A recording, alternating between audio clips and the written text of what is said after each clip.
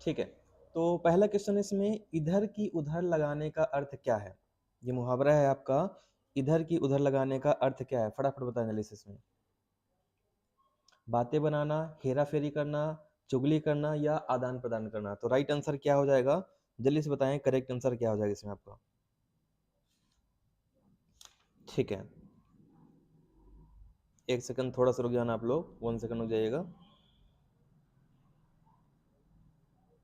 चलिए, तो इसका जो राइट आंसर क्या हो जाएगा? इसका राइट आंसर हो जाएगा आपका इधर की उधर लगाने का मतलब क्या है? चुगली करना।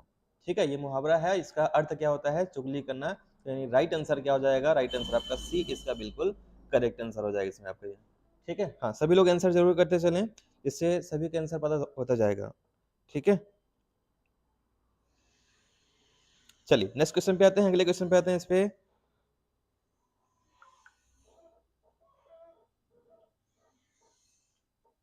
प्रत्येक दृश्य से भिन्न शब्द की पहचान करिए। मधुरता, प्रभुता, हीनता या राष्ट्रीय। तो प्रत्येक दृश्य से इसमें भिन्न शब्द कौन सा है? ये जल्दी से बताएं, करेक्ट आंसर क्या हो जाएगा आपका? तो यहाँ पे आपको ध्यान रखना है, प्रत्येक बिल्कुल सही है कल्पना। यहाँ पे राइट आंसर क्या हो जाएगा आपका? राष्ट्रीय। राष्ट्रीय जो है आपका ये भिन्न शब्द है, बाकी इसमें मधुरता, प्रभुता, हीनता ये सभी आपके समान शब्द आ जाएंगे। ठीक है, तो करेक्ट आंसर क्या हो जाएगा? राइट आंसर हो जाएगा इसमें आपका डी। चलिए अगले क्वेश्चन पे आते हैं, नेक्स्ट क्वेश्चन पे आते हैं इस पे। काली घटा का घमंड घटा, काली घटा के घमंड घटा में प्रयुक्त अलंकार कौन सा है? वेरी वेरी इंपॉर्टेंट क्वेश्चन है आपका। काली घटा का घमंड घटा में कौन सा अलंकार आएगा? श्लेष अलंकार, यमक अलंकार, रूपक अलंकार या उपमा अलंकार। तो कौन सा अलंकार आएगा? फटाफट बताने जल्दी से, राइट आंसर क्या हो जाएगा आपका? ठीक है, अभी केवल कल्पना का आंसर आ रहा है, बाकी सभी लोग भी आंसर करते चले। तो ध्यान रखना, काली घटा का घमंड घटा में जो अलंकार आएगा ये यमक अलंकार आ जाएगा। कौन सा अलंकार रहेगा? यमक। और यमक की परिभाषा क्या होती है? तो ध्यान रखना, जब एक शब्द का प्रयोग 2 बार होता है और दोनों बार उसके अर्थ अलग अलग होंगे तो वहां पे कौन सा अलंकार आएगा? तो वहां पे यमक अलंकार आएगा। यहाँ पे जो घटा वाला शब्द है इसका 2 अर्थ लगाए गए हैं। एक तो काली घटा मतलब बादल छाने का यहाँ पे किया गया है। ठीक है, और दूसरा घटा मतलब क्या है? ये घमंड घटा मतलब कि घमंड कम होना। इसमें तो 2 अलग अलग अर्थ इसके हैं, यानी यहाँ पे कौन सा अलंकार हो जाएगा? यमक अलंकार आएगा। ठीक है, चलिए नेक्स्ट क्वेश्चन पे आते हैं, अगले क्वेश्चन पे आ जाते हैं इस पे। संस्कृत का संधि विच्छेद क्या है बताएं? ससधनकृत, समधनकृत, समधन संस्कृत या फिर समधनकृति। यहाँ पे बताना है संस्कृत का संधि विच्छेद क्या हो जाएगा? फटाफट बताएं जल्दी से। और सभी लोग क्लास को प्लीज शेयर कर दें एक बार जल्दी से, जिससे संख्या हम लोग यहाँ पे ज्यादा से ज्यादा देखने के लिए मिले। ठीक है, वेरी गुड। तो संस्कृत का संधि विच्छेद जो है, संस्कृत का संधि विच्छेद क्या हो जाएगा? ये हो जाएगा आपका समधनकृत। समधनकृत बराबर क्या हो जाएगा? संस्कृत हो जाएगा। और कौन सी संधि आएगी यहाँ पे? कमेंट करें जल्दी से, कौन सी संधि आएगी यहाँ पे? तो ध्यान रखना, यहाँ पे जो संधि आती है ये व्यंजन संधि आ जाएगी। कौन सी संधि आएगी यहाँ पे? व्यंजन संधि आ जाएगी। तो राइट आंसर क्या हो जाएगा? राइट आंसर आपका बी हो जाएगा। बी ऑप्शन इसका करेक्ट आंसर हो जाएगा आपका ये। ठीक है, चलिए नेक्स्ट क्वेश्चन पे आते हैं, अगले क्वेश्चन पे। अगला क्वेश्चन इसमें है, ये भी काफी इंपॉर्टेंट है। जिस रचना में मात्रा और वर्गों पर विशेष ध्यान रखना पड़ता है उसे क्या कहते हैं? मात्रा और वर्ण। ठीक है, वर्ण है ये। तो अलंकार हो जाएगा, रस, छंद या गुण। तो करेक्ट आंसर क्या हो जाएगा? जल्दी से बताएं, राइट आंसर क्या हो जाएगा आपका? हाँ बिल्कुल सही है कल्पना। इसका जो करेक्ट आंसर हो जाएगा, मात्रा और वर्गों पे जो विशेष ध्यान रखना पड़ता है ये छंद में हो जाएगा। राइट आंसर हो जाएगा आपका सी। सी ऑप्शन इसका बिल्कुल करेक्ट आंसर होगा। नेक्स्ट, रोशनी का विलोम शब्द क्या है बताएं? रोशनी का विलोम शब्द क्या आएगा? ये जल्दी से बताएं, करेक्ट आंसर क्या हो जाएगा आपका? अंधेरा, चमकीला, प्रकाश या रश्मि। तो रोशनी का विलोम शब्द क्या होगा? ठीक है, तो इसका जो राइट आंसर हो जाएगा, रोशनी का विलोम शब्द क्या होता है? तो रोशनी का विलोम शब्द हो जाएगा अंधेरा। रोशनी मतलब क्या है? उजाला है ना। तो इसका क्या हो जाएगा आपका? अंधेरा हो जाएगा। राइट आंसर आपका ए हो जाएगा इसमें। ठीक है, चलिए नेक्स्ट क्वेश्चन पे आते हैं, अगले क्वेश्चन पे आ जाते हैं इस पे। इसमें थोड़ा सा और आपको ध्यान रखना है, इनके भी विलोम शब्द आप देख लीजिए। चमकीला यहाँ पे लिखा हुआ है, तो चमकीला का क्या हो जाएगा? मटमैला। है ना, चमकीला का विलोम क्या होगा आपका? मटमैला हो जाएगा इसमें आपका। ठीक है, इसी तरीके से प्रकाश का भी क्या होगा? प्रकाश का अंधकार हो जाएगा। प्रकाश का अंधकार हो जाएगा इसमें आपका। ठीक है, चलिए नेक्स्ट क्वेश्चन पे आते हैं, अगले क्वेश्चन पे आ जाते हैं इस पे। पाव उखड़ना मुहावरे का सही अर्थ क्या है बताएं। पांव उखड़ना मुहावरे का सही अर्थ क्या है? पैरों पे खड़ा होना, पैरों से ताकत लगाना, ठनक जाना या हिम्मत हारना। तो पांव उखड़ने का मतलब क्या हो जाएगा, फटाफट बताएं, करेक्ट आंसर क्या हो जाएगा आपका। तो यहाँ पे आपको ध्यान रखना है, पांव उखड़ने का मतलब होता है यहाँ पे हिम्मत हारना। ठीक है, तो राइट आंसर क्या हो जाएगा, राइट आंसर आपका डी इसका बिल्कुल करेक्ट आंसर हो जाएगा आपका ये। ठीक है, चलिए नेक्स्ट क्वेश्चन पे आते हैं, अगले क्वेश्चन पे आते हैं इस पे। स्त्रीलिंग शब्द नहीं है, कौन सा स्त्रीलिंग शब्द नहीं है? तरावट, पानी, सड़क या घृणा। तो इनमें से आपको बताना है कौन सा स्त्रीलिंग शब्द नहीं आएगा, फटाफट बताएं इसे। राइट आंसर क्या हो जाएगा आपका। ठीक है, तो यहाँ पे आपको ध्यान रखना है, करेक्ट आंसर क्या हो जाएगा आपका, पानी। पानी ये स्त्रीलिंग शब्द नहीं है, यानी राइट आंसर क्या हो जाएगा, राइट आंसर आपका इसमें बी हो जाएगा आपका ये। ठीक है, क्योंकि ये स्त्री जाति का बोध नहीं कराता है, यानी कि बी इसका करेक्ट आंसर हो जाएगा। हाँ, अभी केवल कल्पना के आंसर आ रहे हैं, बाकी लोग भी यहाँ पे आंसर करते चले प्लीज। ठीक है, नेक्स्ट अगले क्वेश्चन पे आते हैं। राइट आंसर क्या हो जाएगा आपका। और जो लोग फेसबुक में भी देख रहे हैं इसको, तो आप लोग यूट्यूब में आदर्श आईएएस एकेडमी सर्च करके यूट्यूब में लाइव आ जाएं डायरेक्ट, तो आप लोग के कमेंट मुझे दिखने लग जाएंगे। किस शब्द में तत्पुरुष समास है बताएं? आजन्म, घनश्याम, अनिच्छा या तिरंगा। वेरी वेरी इंपॉर्टेंट क्वेश्चन है, इसमें आपको बताना है किस शब्द में तत्पुरुष समास है? आजन्म, घनश्याम, अनिच्छा या तिरंगा। यहाँ पे आपको ध्यान रखना है, अनिच्छा। अनिच्छा जो है ये आपका यहाँ पे तत्पुरुष समास है। आजन्म में जो हो जाएगा आपका अव्ययी भाव समास आएगा, है ना, यहाँ पे कौन समास आएगा, अव्ययी भाव। ठीक है, घनश्याम में आपका इसमें जो आता है, घनश्याम में बहुब्रीहि समास आ जाएगा। तिरंगा में जो आता है द्विगु समास आ जाएगा, ये भी आपको ध्यान रखना है। नेक्स्ट, बाजार से जुड़ा शब्द कौन सा नहीं है बताएं? दुकान, सौदा, तरावट या बरकत। तो ऐसा कौन सा शब्द है जो बाजार से जुड़ा हुआ नहीं है, जल्दी से बताएं, करेक्ट आंसर क्या हो जाएगा आपका।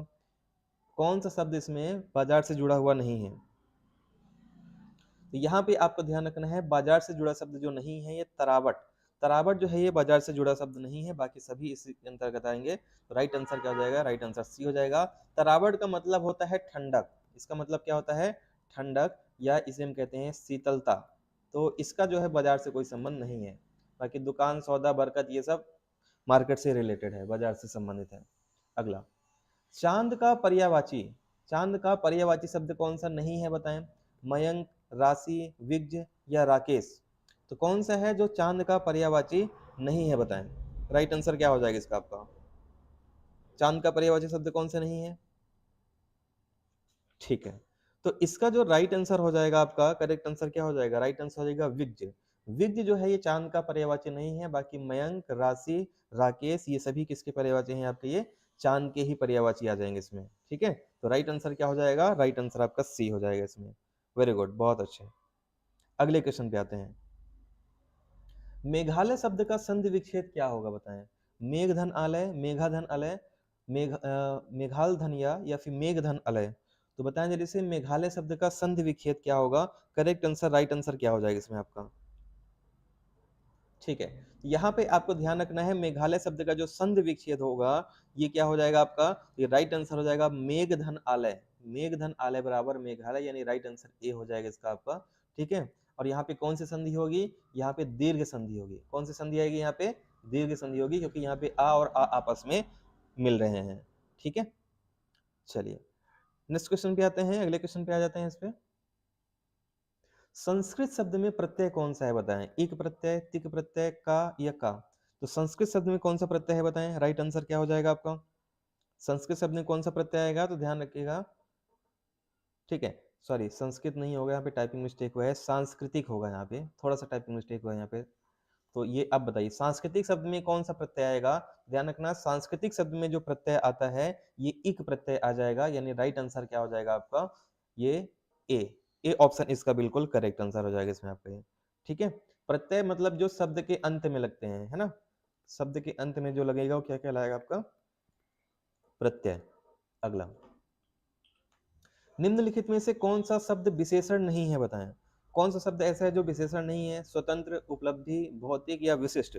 तो कौन सा ऐसा है शब्द जो विशेषण नहीं है, फटाफट बताएं, राइट आंसर क्या हो जाएगा आपका। तो यहाँ पे आपको ध्यान रखना, जो विशेषण नहीं है इसमें, ठीक है, वो उपलब्धि, उपलब्धि इसमें विशेषण के अंतर्गत नहीं आएगा, बाकी सभी चीज इसमें विशेषण में आ जाएंगी, यानी राइट आंसर क्या हो जाएगा आपका, बी। बी ऑप्शन इसका बिल्कुल क्या हो जाएगा, करेक्ट आंसर हो जाएगा आपका, ठीक है। चलिए नेक्स्ट क्वेश्चन पे बढ़ते हैं, अगले क्वेश्चन पे आ जाते हैं। इस पे प्रकरण शब्द का अर्थ क्या है, विषय, अनुच्छेद, अध्याय या परिच्छेद। तो प्रकरण शब्द का अर्थ क्या होगा बताएं, करेक्ट आंसर क्या हो जाएगा आपका। तो यहाँ पे आपको ध्यान रखना है, प्रकरण का यहाँ पे अर्थ होगा विषय, प्रकरण मतलब क्या हो जाएगा आपका, उस विषय से संबंधित, ठीक है। इसका अगर और अर्थ लिया जाए प्रकरण का, तो हम कह सकते हैं प्रसंग, प्रसंग भी इसके अंतर्गत आ जाता है, यह संदर्भ है ना। तो ये सब प्रकरण के अर्थ हैं। अगले क्वेश्चन पे आते हैं, बिल्कुल सही है मोहन, बी ए होगा आपका, इसका बी नहीं होगा, ए होगा। नेक्स्ट, कर्मठता शब्द क्या है, विशेषण है, विशेष है, संज्ञा है या क्रिया है। तो कर्मठता शब्द कैसा है बताएं, राइट आंसर क्या हो जाएगा आपका, करेक्ट आंसर क्या हो जाएगा, जल्दी से बताएं। विशेषण, विशेष, संज्ञा या क्रिया, कैसा शब्द है ये कर्मठता, ठीक है। तो यहाँ पे आपको ध्यान रखना, कर्मठता एक शब्द ऐसा है जो आपका संज्ञा से संबंधित है, यानी राइट आंसर क्या हो जाएगा आपका, सी। सी ऑप्शन इसका करेक्ट आंसर हो जाएगा। और इसमें भी आपको ध्यान रखना है, संज्ञा के जो 5 प्रकार होते हैं, इसमें कौन सा प्रकार है, तो ये हो जाएगा भाववाचक संज्ञा। कौन सा संज्ञा है ये, भाववाचक संज्ञा हो जाएगा। बाकी मैं आपको बहुत बार बता चुका हूँ, इसमें पिछली क्लासेस में बता चुका हूँ कि संज्ञा के कितने भेद होते हैं, 5 भेद होते हैं, कौन कौन से होते हैं, ये भी बता दिया था, व्यक्तिवाचक, जातिवाचक, ठीक है, द्रव्यवाचक। तो ये सभी 5 प्रकार मैं आपको पहले ही बता दिए थे इसमें। चलिए अगले क्वेश्चन पे आते हैं, उन्नति का विलोम शब्द क्या है बताएं, ठीक है। सभी लोग क्लास को शेयर करते चलें एक बार, है ना, सभी लोग क्लास को शेयर कर दें, जिससे हम लोग इसको डेली का क्लास करा पाए। और कल एक स्पेशल क्लास रख रहा हूं मैं ईबीएस का, ईबीएस सब लोग पढ़ना चाह रहे हैं कि नहीं पढ़ना चाह रहे हैं। कल एक मैराथन क्लास रखूंगा ईबीएस का, ठीक है, और फिर हिंदी हम लोग स्टार्ट करेंगे, जिससे दोनों धीरे धीरे कंप्लीट होते चले। तो उन्नति शब्द का विलोम क्या है, अवनति, पतन, अधोगति या संगति। उन्नति शब्द का विलोम क्या आएगा बताएं। तो ध्यान रखिएगा, उन्नति का विलोम क्या होता है, अवनति हो जाएगा, यानी राइट आंसर क्या हो जाएगा, राइट आंसर आपका ए हो जाएगा। ए ऑप्शन इसका बिल्कुल करेक्ट आंसर हो जाएगा आपका, ठीक है। इसके अलावा आपको यह भी ध्यान रखना है, इनके भी विलोम शब्द आपको ध्यान रखना है। पतन का जो विलोम होगा ये उत्थान होगा, पतन का विलोम क्या कहलाएगा, उत्थान। अधोगति के जो विलोम होगा ऊर्ध्वगति, अधोगति के विलोम क्या हो जाएगा, ऊर्ध्वगति। और संगत का जो आपका विलोम होगा ये असंगत हो जाएगा, ठीक है। तो ये सभी विलोम आपको अच्छे तरीके से ध्यान रखने हैं। नेक्स्ट, अगला एक मुहावरा है, जैसा बोओगे वैसा काटोगे, इससे क्या तात्पर्य है। जैसे बीज होते हैं वैसे ही फसल होती है, जैसे बीज होंगे वैसे ही फल होंगे, जैसे कर्म होंगे वैसा ही परिणाम मिलेगा, या जैसे कर्म होंगे वैसा परिणाम नहीं मिलेगा, ठीक है। तो इसमें कौन सा इसका राइट आंसर होगा बताएं। तो ध्यान रखना, इसका जो राइट आंसर हो जाएगा क्या होगा, तो राइट आंसर इसमें हो जाएगा आपका, जैसा कर्म आप करोगे वैसा ही इसका परिणाम मिलेगा, यानी राइट आंसर क्या हो जाएगा आपका, सी इसका बिल्कुल करेक्ट आंसर हो जाएगा आपका, ठीक है। नेक्स्ट, कौन सा शब्द भिन्न है इसमें बताएं, सपना, रखना, गलना या तपना। तो इसमें कौन सा ऐसा शब्द है जो भिन्न दिख रहा है आपको। ये मुझे लग रहा है आप लोग सिंपल है कर लोगे, बीके म्यूजिक जी, ये कर रहे हो आप, ठीक है, ये नहीं होगा, सी होगा इसका। चलिए, तो इसका राइट आंसर क्या हो जाएगा, राइट आंसर इसमें सपना। सपना इसलिए भिन्न है क्योंकि देखो ये अकर्मक क्रिया है, ये क्या है, अकर्मक क्रिया है, मतलब किसमें आप कोई करते नहीं हो, सपना अपने आप आ जाता है। लेकिन गलना, रखना, तपना, ये सब क्या है, आपकी क्रिया है, ये सब क्या है, आपकी क्रियाएं हैं। तो और ये क्रिया नहीं आएगा इसमें, राइट आंसर क्या हो जाएगा, ए हो जाएगा, भिन्न आपका ए होगा। अगले क्वेश्चन पे आते हैं, अपरिवर्तनीय का विलोम क्या होगा, परिवर्तनशील, अपरिवर्तनशील, परिवर्तनीय या अपरिवर्तन। तो ये तो सिंपल है, अपरिवर्तनीय का विलोम क्या हो जाएगा, परिवर्तनीय हो जाएगा, राइट आंसर आपका सी हो जाएगा। अगला, निम्नलिखित में से कौन सा शब्द भिन्न है, शांति, विकास, उन्नति या प्रगति। तो कौन सा शब्द इसमें भिन्न आएगा, ये बताएं, करेक्ट आंसर क्या हो जाएगा आपका, कौन सा शब्द इसमें भिन्न आएगा, जल्दी से बताएं, राइट आंसर क्या हो जाएगा आपके यहाँ। तो भिन्न शब्द इसमें कौन सा आएगा, शांति, विकास, उन्नति या प्रगति, फटाफट बताएं, करेक्ट आंसर क्या हो जाएगा आपके यहाँ, ठीक है। तो इसका जो राइट आंसर हो जाएगा, करेक्ट आंसर क्या हो जाएगा, सभी लोग बताने लिए, इससे करेक्ट आंसर क्या हो जाएगा आपका, तो इसका जो राइट आंसर हो जाएगा आपका शांति, शांति इसका राइट आंसर हो जाएगा, ए इसका करेक्ट आंसर हो जाएगा, क्योंकि विकास, उन्नति, प्रगति ये सब क्या है आपका, ये विकास की ओर चल रहे हैं, मतलब ग्रोथ से रिलेटेड है, लेकिन शांति जो है अलग भिन्न शब्द आ जाएगा। ए ऑप्शन इसका बिल्कुल करेक्ट आंसर हो जाएगा। अगले क्वेश्चन पे आते हैं। प्रकृति में कौन सा प्रत्यय लगाकर नए शब्द की रचना की जा सकती है, बताएं। प्रकृति में कौन सा प्रत्यय लगाकर नए शब्द की रचना की जा सकती है, इक, इत, का, यत्ता। तो कौन से नए शब्द की रचना की जा सकती है, बताएं। राइट आंसर क्या हो जाएगा आपका? तो 21 का इसका जो राइट आंसर हो जाएगा इसमें आपका, ये हो जाएगा आपका इक प्रत्यय लगेगा। प्रकृति में कौन सा प्रत्यय लगेगा आपका? प्रकृति में इक प्रत्यय लगेगा, यानी ए ऑप्शन इसका बिल्कुल राइट आंसर हो जाएगा आपका ये। ठीक है, नेक्स्ट अगले क्वेश्चन पे आते हैं। संगठित शब्द में प्रत्यय कौन सा है, बताएं। संगठित शब्द में कौन सा प्रत्यय आएगा, बताएं। राइट आंसर क्या हो जाएगा आपका? संगठित में कौन सा प्रत्यय आता है ये आपको बताना है, जल्दी से बताएं। तो यहाँ पे आपको ध्यान रखना है, संगठित में जो प्रत्यय आता है ये आ जाएगा आपका इत प्रत्यय। कौन सा प्रत्यय आएगा इसमें आपका? इत प्रत्यय आ जाएगा। राइट आंसर क्या हो जाएगा? राइट आंसर आपका डी हो जाएगा इसमें। ठीक है, हाँ बिल्कुल सही है। जो लोग आंसर कर रहे हैं, करेक्ट आंसर 22 का ए हो जाएगा। क्वेश्चन नंबर 7 आप लोग कमेंट किया करें, थोड़ा मुझे क्लियर होता चलेगा कौन से क्वेश्चन के आंसर कर रहे हैं, क्योंकि हो सकता है आपके पास कमेंट मेरा जो आता होगा ये 30 सेकंड बाद आता होगा आप लोग का, है ना, जब बोलता हूं मैं। तो मूर्ति शब्द जो संज्ञा है, कैसी संज्ञा है? व्यक्तिवाचक है, जातिवाचक है, भाववाचक है, या गुणवाचक है? तो मूर्ति जो है आपका किस तरीके का आपका संज्ञा है ये, जल्दी से बताएं। राइट आंसर क्या हो जाएगा आपका मूर्ति शब्द में? ठीक है, तो राइट आंसर, करेक्ट आंसर क्या हो जाएगा आपका? तो ध्यान रखना, मूर्ति शब्द जो आएगा एक जाति को उल्लेख करता है, यानी राइट आंसर क्या हो जाएगा आपका? जातिवाचक संज्ञा आ जाएगा। बी ऑप्शन इसका राइट आंसर हो जाएगा। करेक्ट आंसर क्या हो जाएगा? बी। ठीक है, 5 प्रकार में एक बार फिर से बता दे रहा हूं। व्यक्तिवाचक, जातिवाचक, भाववाचक, गुणवाचक, और कमेंट करिए एक कौन सा इसमें नहीं है। कौन सा इसमें नहीं है, बताएं। कौन सा इसमें नहीं है? द्रव्यवाचक। इसमें कौन सा नहीं है? द्रव्यवाचक नहीं है, बाकी सभी है इसमें। चलिए अगले क्वेश्चन पे आते हैं, नेक्स्ट क्वेश्चन पे आ जाते हैं। इस पे उपयोगिता शब्द में उपसर्ग है, उप, इता, गिता, यता। तो उपयोगिता शब्द में उपसर्ग कौन सा है, बताएं। राइट आंसर क्या हो जाएगा आपका? करेक्ट आंसर क्या होगा, बताएं। उपयोगिता शब्द में कौन सा उपसर्ग आएगा? तो उपयोगिता शब्द में जो उपसर्ग आएगा ये उप उपसर्ग आ जाएगा। तो राइट आंसर क्या हो जाएगा आपका? राइट आंसर आपका ए हो जाएगा। ए ऑप्शन इसका बिल्कुल करेक्ट आंसर हो जाएगा इसमें आपका ये। ठीक है, उपसर्ग मतलब जो शब्द के शुरुआत में लगते हैं वो क्या कहलाएंगे आपके? शब्द के शुरुआत में जो लगते हैं वो उपसर्ग कहलाते हैं। ठीक है, चलिए नेक्स्ट क्वेश्चन पे आते हैं, अगले क्वेश्चन पे आ जाते हैं। इस पे साक्षरता का उपयुक्त विलोम शब्द क्या होगा, बताएं। साक्षरता का उपयुक्त विलोम शब्द क्या हो जाएगा? निरक्षरता, अशिक्षा, अनपढ़, या अक्षरशा। तो साक्षरता का उपयुक्त विलोम शब्द क्या होगा? ये निरक्षरता हो जाएगा। राइट आंसर क्या हो जाएगा? तो राइट आंसर हो जाएगा आपका ये ए ऑप्शन इसका करेक्ट आंसर हो जाएगा आपका। ठीक है, नेक्स्ट क्वेश्चन पे आते हैं। चलिए अगले क्वेश्चन पे आते हैं, नेक्स्ट क्वेश्चन पे आते हैं। इस पे अगला क्वेश्चन है इसमें आपका, हाँ बिल्कुल सही है, सी नहीं होगा इसमें, ए इसका राइट आंसर हो जाएगा साक्षरता का। ठीक है, अगले क्वेश्चन पे आते हैं।